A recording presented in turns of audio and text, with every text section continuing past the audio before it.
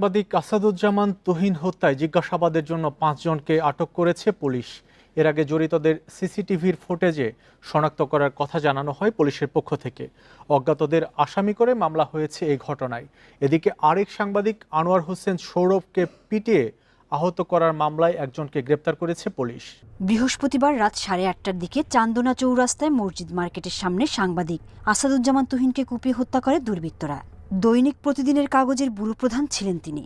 একটি ঘটনার ভিডিও ধারণের জেরে এ হত্যাকাণ্ড বলে জানা গেছে। চান্দনা চৌরাস্তায় এক নারী ও তার চক্রের সদস্যরা এক ব্যক্তিকে টার্গেট করেন। উৎপেতে থাকা চক্রের অন্য সদস্যরা তাকে ধাওয়া করে। পরে দেশীয় অস্ত্র দিয়ে তাকে আঘাত করা হয়। এ সময় সাংবাদিক তুহিন সেই ভিডিও চিত্র ধারণ করতে গেলে চক্রের সদস্যরা তাকে ধাওয়া করে কুপিয়ে হত্যা করে।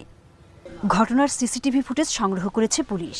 এরই মধ্যে শনাক্ত করা হয়েছে জড়িতদের। সিসিটিভির ফুটেজে আমরা ঘাতকদেরকে আইডেন্টিফাই করতে পেরেছি। তদন্তের প্রয়োজনে